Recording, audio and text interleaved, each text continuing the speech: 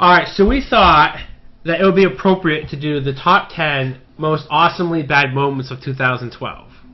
Okay? And these are moments that are so bad, you just have to fucking laugh. So, we're doing it from 10, 1 being the most awesomely bad moment. Yeah.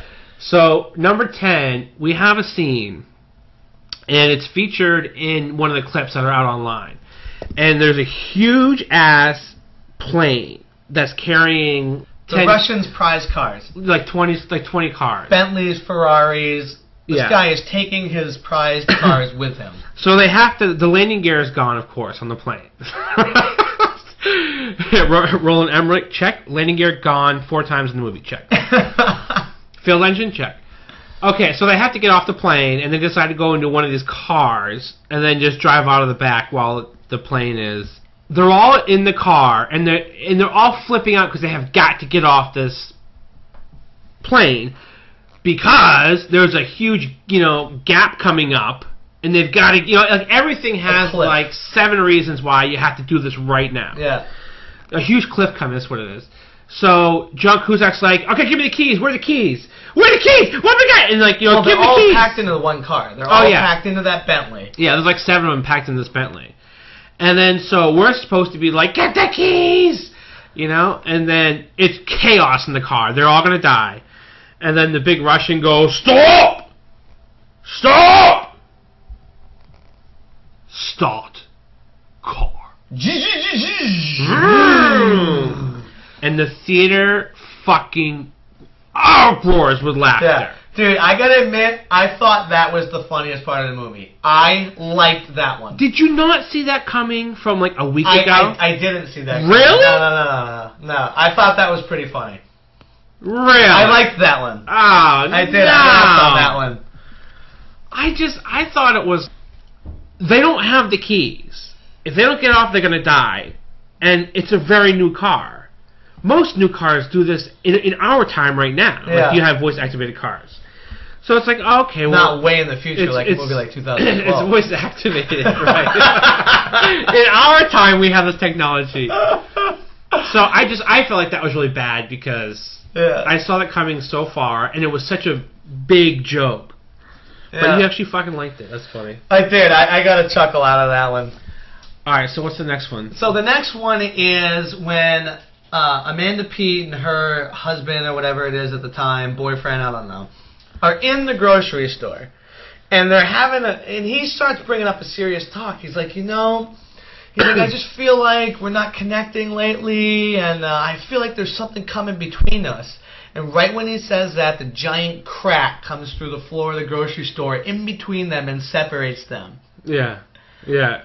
And the whole theater was like, oh my God. Well, the crack is like hinting, like it goes... Yeah. While they're talking. Yeah, but they don't hear it. They don't notice it. And there's like a little bit more, and then like Brain Trumper said that, it just goes... Right. And the whole theater is, ugh. Yeah. Ugh. And another one I thought was pretty funny was in the Sistine Chapel, on like the frescoes like on the ceiling, and you've got the famous God reaching out to Adam, and like the hands reaching out to each other, famous painting, and the crack comes right down the Sistine Chapel ceiling and just splits those 2 hands, and they break apart. I was looking at it going, oh, how symbolic. It's the like visual. It's like, dude, Danny Glover is your president and just got hit by a battleship. Yeah. Like, calm down with your fucking metaphors and analogies. Yeah, it's just, oh my God. And then one scene, our 8th most awesomely bad moment of 2012 is when, we've already talked about this, Amanda Peet is making breakfast for her kids. Yesterday, she experienced the crack at the grocery store. If she has any kind of internet access, she knows the world is ending. The world is ending. And John Cusack, her ex-husband, calls her up and says, hysterically, I'm on my way, pack the kids, we're leaving. What is going on with you lately? Kids, do you want, double orange juice this morning? Listen to me! The world is ending! Our building coming. The world is ending. Get the kids. Listen, you better calm down. You've been watching too much TV, John. Call me back when you calm down and rethought things out. Click. The only saving grace is John comes in the room, and he's like, "Go, we gotta go!" And the husband's like, and the boyfriend's like, "No, you know, take it easy." And John's like, "Fuck all of you, get the fucking car." He goes, "Get in the fucking car!" And they're like, yeah, all right. About time. Our 7th moment is the final call from Dr. Satnam Shortani. He is the guy who discovered, that the sun is boiling the Earth's core. And there's a scene in the movie where him and his wife are like part of the refugees, and they didn't make the ship. The ship never picked them up or whatever. And he calls up the geologist and he says, "I'm looking at a 1,000-foot tidal wave. It's coming right at me. I just want to say bye." Right.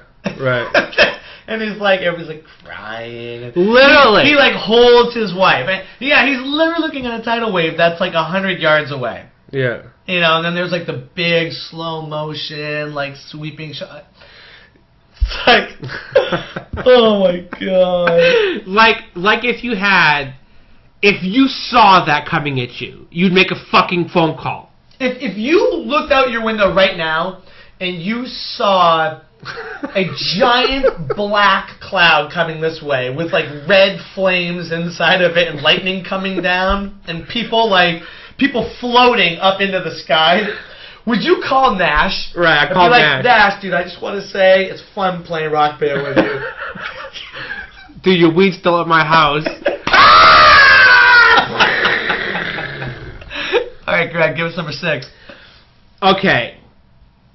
The character that Woody Harrelson plays, okay? We were trying to think of which one of the worst moments he has in the movie to put on our list.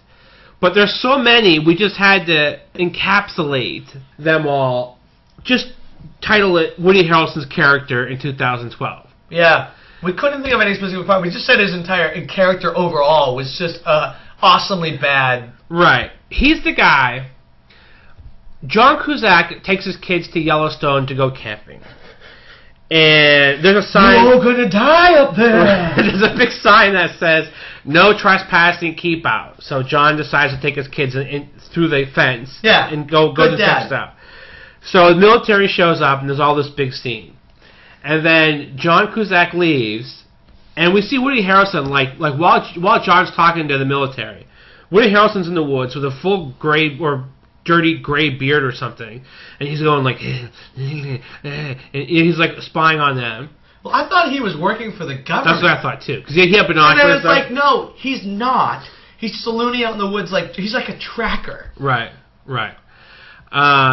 And then he's like a ranger. John comes back out from the meeting, and Woody Harrelson, like completely off the charts creepy. "What are you talking about? What'd you say?" And even John's like, "Okay, dude, we gotta go." Like, you know, like he's scared of the kids and stuff. But then later you find out like he's a radio guy. It's like what we're talking about. Like fucking like electronics everywhere in a trailer, right? He like eats pickles. Like the scene in it's so annoying. A Beautiful Mind. You know when he's like, remember that in A Beautiful Mind? Russell Crowe has like all like the conspiracy like sheets all over the wall and the maps and stuff. That's like basically how Woody Harrelson is. It's it's like you open up his fridge. It's like a jar of frog eyes and like pickles and beer. It's like, why can't he just be grounded in any kind of? I get it. Like he's weird, but like, does he have to have fucking frog legs all over the table and stuff? And then John's like, because Woody's trying to explain to him what's going on, and John's like, "Well, how do you know all this?" And in 2 seconds, he pulls down like half a wall of maps with like arrows and people's faces crossed out that are killed. And these are the ships. They're building big ships and they're taking people. That's the thing. The whole time he's talking really fast and like moving around his little space, grabbing stuff and pointing at maps. It's like completely out of control. And it's Woody Harrelson too. It's like I don't think it's this guy for a fucking second. Like, if my eyes were cut out,